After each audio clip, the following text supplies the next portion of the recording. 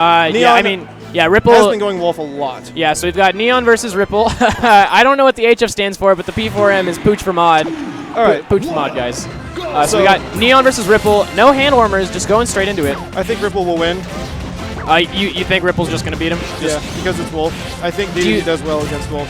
All right. Do you think DDD does well against most of the space animals in general, or? Yes. I think most fast followers DDD is really good against. Oh, wow. I'm surprised neither of those moves connected. You would have thought the flub on side B would have connected, or forward tilt. Wow. Okay.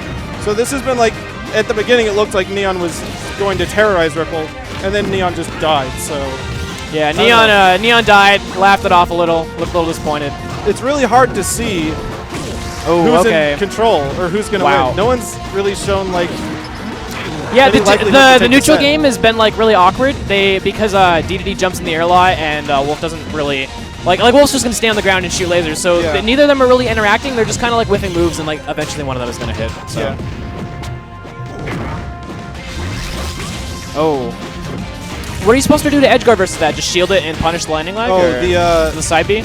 Wolf's side B? Yeah, if he likes aiming side B at you, do you just like shield and punish landing leg? Well, one thing is that no Wolves seem to be able to sweet spot the ledge with it. So DDD's down tilt, I just usually stay on stage and down tilt over and over and over and over again. And it has almost always worked for me. Because they will just keep messing up the sweet spot. It's not a good thing to rely on, but that's just the fact of like all the Wolves I've played so far. Other than that, the hurt box of Wolf does appear before his hitbox. So if you just throw something out in anticipation, like like you grab the ledge and then just jump in air. So it's like New Zelda B in 3.6. Yes. Yeah, cool.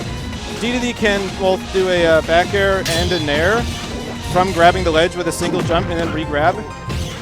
So you can probably do that really well and convert off of the nair. It covers a big area. I'm surprised this game is so close. It either seemed like DDD would just get massively comboed, or DDD would just throw him off stage 4 times and die. Like both things have been happening. Yeah, this like DDD in general is a very volatile character. He either his neutral options like kind of get stuffed out and it's like a very like campy, stally game, or he touches his opponent and they kind of explode. Yeah, it's not really looking one way or the other. It's been really even, which means that Neon is probably not going to switch off of Wolf. You only really switch if you get wrecked. Which of his characters is better? I don't keep up with the Arizona scene, so... Neither do I. I haven't been there in a long time. I haven't fought his Wolf ever, I believe. The last time I went, it was Sandstorm. He was still Lucas back then. Completely Lucas. Yeah, I thought Neon made like a big post about how he thought Lucas is still good, which I agree with. Lucas is still really good. So. Yeah.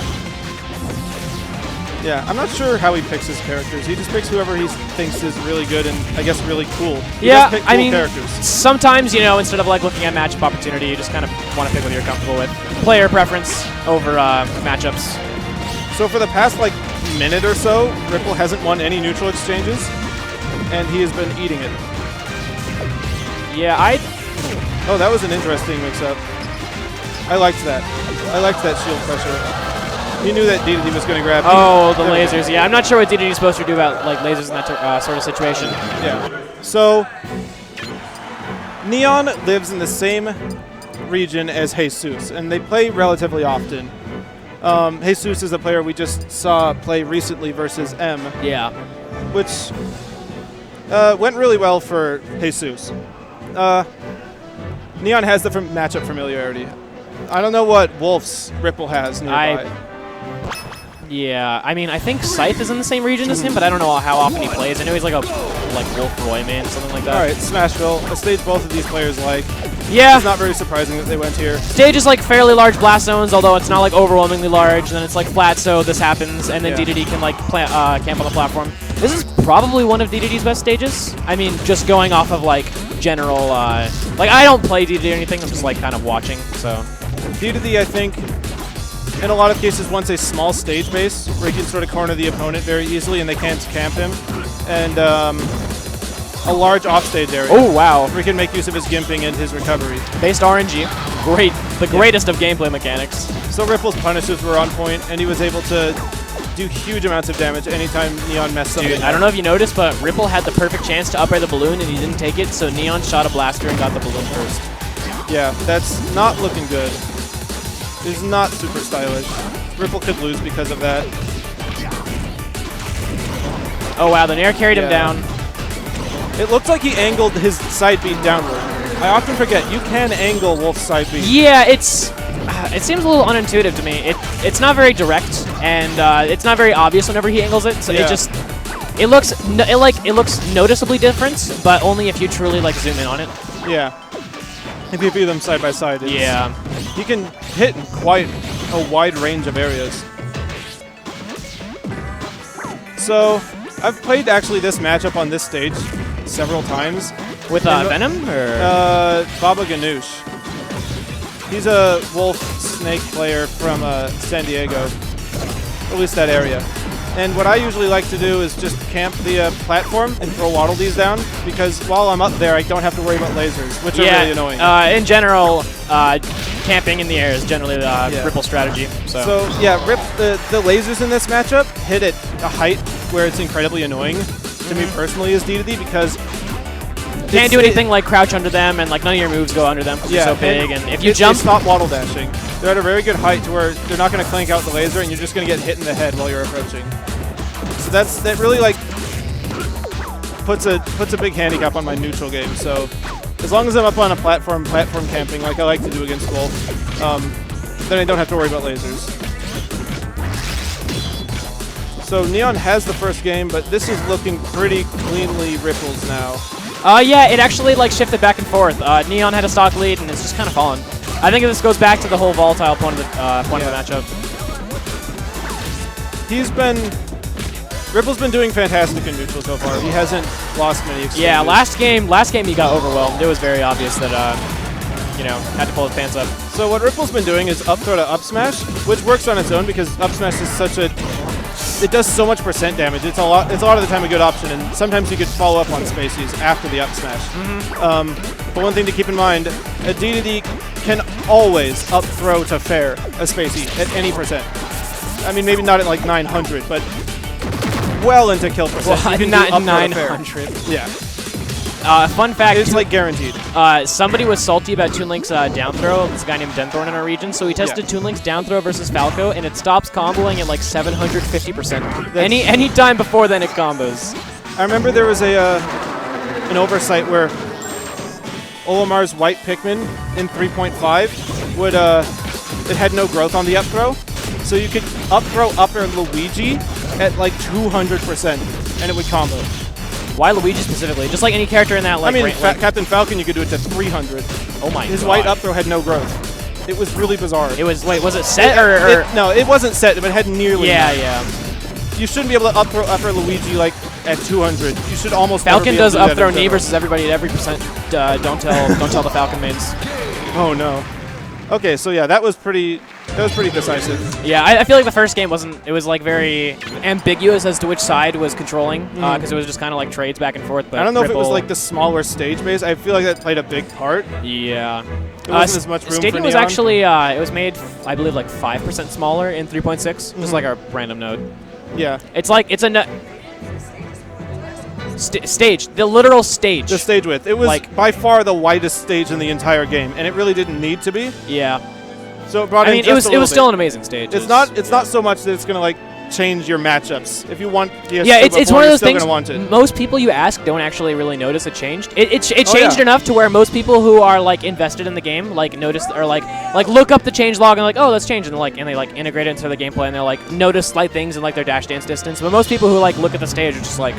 Yeah, I'm willing to bet almost nobody noticed that unless they read the changelog or were told about it. I read the changelog religiously. I do every release. It's like my new Bible. I get a new Bible like every 6 months. I end up not reading it because I've just mostly already seen it all happen over the course of the dev period over time. Yeah, for me, I didn't really have to religiously go through 3.6s, but I don't know. Yeah, because you just kind of remember each thing happening. Yeah, like. The dev team does like things like progressively, like one at a time. Like we commit changes. It's like we don't think of a bunch of changes and then put them in. It just like happens like over time. Like this change gets in, this change gets in. So like someone will discover a bizarre exploit and then we'll address that. And move on to the next thing. We kind of just like we do like one by one every day. I believe that's actually this guy named Narpus Sword who's trying to help us out. He's a really good bug tester. He's like, he's got this Google Doc that's just a list of bugs, and it's like, it's basically everything you've ever wanted from like a bug reporter. It's got like the name of the bug, like what. He's so professional at it. Yeah, I never thought that people like that existed. He keeps such good track of that. He was just some guy on Smashboards apparently who just like. I never knew about him because I never visited that section of Smashboards. I mean, not many people do. I'm guessing that they're asking what the set is, like 2 out of 3, 3 out of 5. That's my guess. It's 2 out of 3. Oh, no. Yeah, you can... Yeah, you can do that. You definitely can. Yeah. Yeah, you're allowed to go back to stages that you ban. Otherwise, I think potentially... I think that's possible. I think it's possible that you could run out of stages in a 3... Yeah. Which is... That's... Yeah, so... Yeah, there's also only 9 stages in the stage list. Most stage lists have like 10 or 11, so... Yeah. I don't feel like this is an issue that most stage lists, like, differ on. Isn't this just always the case that you're allowed to go back to any stage? Unless it's a stage I've never had this issue. I just assumed all stage lists worked like this, and that there wouldn't be a lot of confusion. Yeah, most people don't specifically go through the change list to make sure the rules, like on stuff like Dave's stupid roll and all those things, are like the same every time. Like it's just unanimously agreed on. Just like everybody's like, okay, well, it's at every tourney. Nobody goes through all the rules. Like nobody goes through and it's like, oh, did they ban Wario Man? Oh, thank God. Yeah. Okay, so Battlefield. I like this stage as DDD versus Wolf. I like the platforms. They're in really accessible locations for me. Yeah. Well, for me to access Wolf, because Wolf is mostly going to stay at the bottom. He can't. Yeah, there's not a whole lot you can do to a Wolf doesn't really have anything to cover like the 45 degree area like above him. Yeah. Like above and in front. Yeah, above and in front, like that 45-degree area. Like he has up air, I guess, but it's not really going to clip DDD, and he has to go really deep for it. Yeah. And forward air is it'll probably reset to neutral if you connect it. So it's weird that Neon's just deciding to edge guard Ripple with lasers, because I believe he could just stand by the ledge and time it down smash, since obviously DDD can't sweet spot. Or you could go down and shine back air him, I guess. So Ripple didn't go for the grab early enough, didn't throw it an up tilt, and got shined for it. You can actually jump out of the up throw chain grab a lot of the time, I believe. Yeah, actually, if you notice, he's been trying to do half DI behind the up throw and shine him out of it. I always love doing that. Just very slight DI. Yeah. Just enough to end up behind, but not enough for it to look like you're going behind them. Even if you don't shine them from it, they still have to try a lot harder to get the grab because they have to position themselves with like a pivot grab. So it makes it harder. That was an interesting decision from Ripple to go for another. Oh, the nair! He was going to catch the jump and then forward air him. Yeah. But Neon went low, and because of it, he died. Like, he covered all options because Neon had to go low, or he'd jump into the nair and die, because nair into forward air. And I noticed that at Aftershock, Ripple doesn't really go for up throw to fair. That was guaranteed. And it's very easy to react to. It's not something you have to predict their DI for. Yeah, I believe he could have just gone for that Most up throws that have, like, high base, low growth versus fast followers combo at like, basically every percent, and they have enough hits done to where you can connect like most moves. So what happened just there? DDD has a pretty tough time comboing spacies at 0%. They usually fall too fast to get a real good option. Most characters have a hard time unless they have a move that's like anti-spacey with like a ton of base knockback, which is usually like pretty hard to balance. An upward angle. Yeah, it has to have like an upward angle. It has to be like a launcher with like 80 base knockback or something if you want it to combo at 0. So the only other way you can combo them is like with your up throw, which means that the spacey player is going to now base their counterplay around getting like not getting grabbed. Yeah. So which they should be doing always anyway because you're I mean yeah, but you like as the percent goes higher, other stuff will combo. Like nair will actually combo because the 0% nair will probably be like negative on hit or something or crouch cancelable. Okay, so in my opinion, Ripple should win this. This is a pretty good stage, and he's been doing really well on his punishes versus Neon. The way Neon can mix this up and take this in his favor is just by playing very safe. This was Neon's counter, wasn't it? Yeah, it was. Yes, but I would like this as a DDD. The only other time I could think you wouldn't like this is versus a character like Toon Link, where you can throw projectiles upwards. And, someone who could air cannon. You'd probably want a flat stage or something like that. But Wolf doesn't really have any sort of oh wow, this caught the spot dodge. Yeah. Wolf doesn't really have any way to approach characters that are above him. He doesn't have anything like Peach Syndrome, but he doesn't have some sort of normal or like and the projectile options he does to have to hit you with are not very threatening. Yeah. He doesn't have like a fox back air. Yeah, that was a poor punish on Ripple's part. He could have just went for a fair, or after the nair, went for another. Oh, he finally caught him side being onto the stage. Yeah. All right. So, yeah, Neon just needs to never get grabbed. If he doesn't get grabbed, he's going to win, but don't get hit. Yeah, he's been getting grabbed, so I don't know if that'll suddenly stop. That's a good up smash. 11% is not a lead. All right, this is AZ versus Chicago. AZ chants coming out. AZ is one of the loudest regions. They really want. Oh wait, yeah, they really want their Neon to win. They really want to scrub that dish, says Typo. We want to see some scrubbed dishes here. Yeah, I don't really know how to commentate this. It's really tense, even though they aren't at a high percent, because it's like I said, it's volatile. Yeah. So Ripple had the chance to kill him with a down tilt or continue the edge guard. He did not go for it. Tomahawk. Up air. Up air. He caught his double jump. You saw the ring. He doesn't have a double jump. Oh, he could have ran out there and hit him. Yeah. Neon's being really aggressive. I think that would be bad for him. Ripple should be able to like catch his approaches. Up throw forward air. Forward air. Oh, he's on the platform. That's a good enough option. I would. There we go. Guaranteed.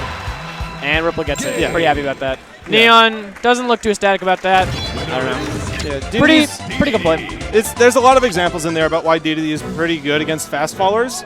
He has a lot of upward hitting moves, up air, nair, and up throw. Yeah, and most fast followers struggle to like compensate and deal with his air game because most of their play is grounded.